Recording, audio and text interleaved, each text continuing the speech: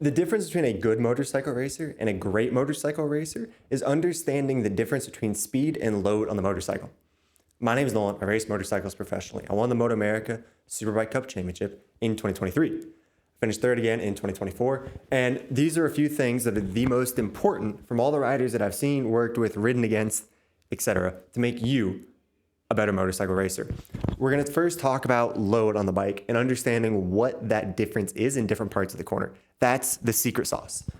We're going to talk about corner entry and we're going to talk about corner exit as well, and then some of the exceptions to the rule. First, you have to understand load on the bike. When you're going down the straightaway, there's not really that much acceleration, meaning that when you're at corner apex and you get on the gas, you start driving off the corner, you feel the bike really sit back, you feel that seat. Like if you're in a car and you jam the floorboard, you feel yourself get pulled back. Conversely, if you're on the brakes, you feel all of your body weight going forward. You feel when you're in the car and you step on the brake pedal, your entire body going forward. Neutral is when you're just accelerating, not really that much. That's happening on the straightaway when you go and do a start.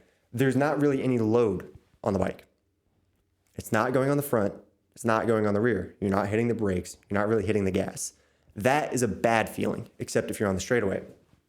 Braking is really about controlling the load on the bike, meaning that when you're going into the corner, you need the weight to be on the front of the bike, because if it's not, you don't have anywhere for bumps to go.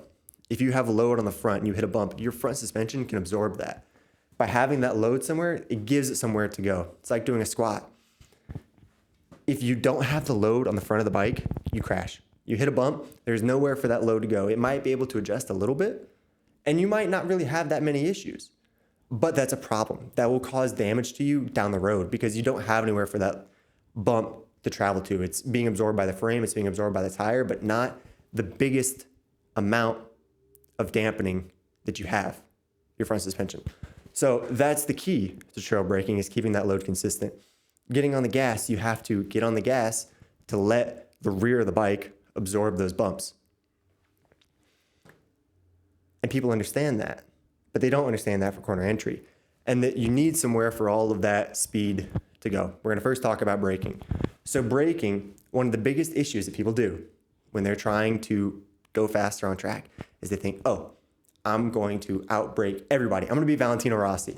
And then what they do is they go into the corner and then they jam the brake because they realize, oh my gosh, I'm going way too quick right now. Their eyes get big. You know that feeling. And then they jam on the brake because their speed is going above. This black line is your ideal speed going into a corner, and that X is the apex. So this is you going into the corner, and then that X is the apex. The apex, pro tip, is the slowest that you should be going in the corner. If your slowest point in the corner is before the apex or after the apex, you've done something wrong. So you're like, oh, I'm gonna late brake, and then your speed starts going quicker than what the ideal trace might be. So then you jam on the brakes, and then your speed drops down significantly below what it should be. And then you release the brake because you realize, oh my gosh, I'm going way too slow. And then your speed increases, and then it decreases. And you do this seesaw, and then where you end up at the apex of the corner is going 5-10 miles an hour slower than what you should be. And the issue is that, one, you're going slower. You spend all this money on these upgrades and these motorcycles, but then you're not doing the fundamentals correctly. The other thing is that the difference between the black line and the red line is danger. That's moments in which load is exceeding what it should. And that's when you crash. That's where, okay, you have this big delta. Where's load going to go on the motorcycle? You crash. Those are the issues. So how do you actually combat that? There's a few different ways to go about it. One of the easiest things is, rather than trying to brake later to go quicker into a corner, I want you to brake sooner. The reason for wanting you to brake sooner, actually, let me try this marker, is that by braking sooner, it allows you to navigate and be on this ideal brake trace a lot better, a lot simpler. You have a lot more dexterity, a lot more finesse with what you're doing. So with that, you brake a little sooner. Your speed might be going, all right, not doing the black marker, not doing the purple marker. Your speed might be starting out lower, but then you can more closely match that line because you start out slower, because you're not on the limit, because you have more time to use the finesse. You can feel things, you can make micro adjustments. You're going into the corner. That's what pro riders do the whole time, is they're going into the corner and they feel what that limit is and they ride that feeling. That's where I'm braking going into turn 6 at the end of Mid-Ohio. The whole time that I'm getting into the apex, I'm constantly adjusting. Every corner, you're constantly adjusting. And that's where if you start a little slower, you bring your threshold down, you're not right on the limit, you can make those adjustments better. And that's what gets you to be better on corner entry. That allows you to outbrake people. You may not outbrake them immediately, but as you start to tip in, if you're able to adjust your speed more minutely, you're able to pass them maybe a little deeper into the corner. It's not going to be at the apex because you can't pass anybody at the apex, right? But that will make you a better rider. It will make you a safer rider, and that safety will allow you to go faster. Now, talking about corner exit. Corner exit is really the meat and potatoes of riding on track, because everybody focuses on the braking because it's the fun part. It's the amazing part. It's the, oh my gosh, I'm out braking everybody and I'm dangling my leg and I'm doing a 2-minute lap time around Barber Motorsports Park. Your exit carries so much more speed down that next straightaway, down that next corner, that it vastly outweighs your braking. If I could have someone be amazing at getting on the gas or amazing at braking, I'd rather them be better at getting on the gas because it has more long-term results. So by getting on the gas, this black line again is going to be your ideal trace. The pink line is going to be what happens if you don't get on the gas soon enough. And what you need to do is get on the gas and open that thing to wide open throttle. The pro riders that you see, we get on the throttle super early compared to somebody else. I remember riding at Barber Motorsports Park on a KTM 390, and I was passing on the straightaway people on Ducati V4Rs. I was on a bike that had 40 horsepower, and they had 200, and I was passing them on the straightaway. The reason is you're not opening the throttle all the way. You spend all this money on a motorcycle, and then you're not using it to its capabilities. And how do you actually do that? You need to make sure that your bike is pointed in the right direction, because your bike doesn't really steer well when the load is going on the back wheel. There's a reason why the handlebars are in your hands.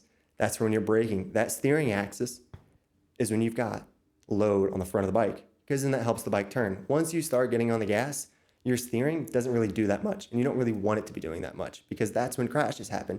That's when you're trying to force something that's not going to do well.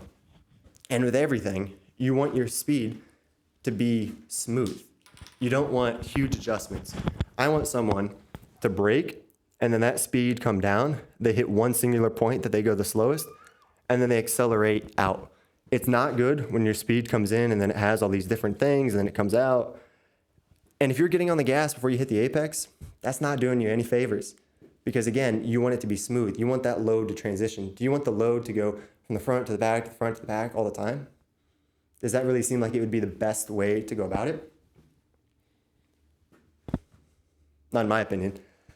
So with that to be said, when you can carry an extra mile an hour or two at the apex of the corner and then carry that down the next straightaway, get your bike pointed in the direction it needs to go, get on the throttle, open it all the way, you will blow by other people because they're not doing that. There's so many times in which riders just don't open the throttle fully, or they think they're on the throttle, they think they're on the stop, but they're not. If you don't feel the throttle like clack in your hand, you're probably not on the stop.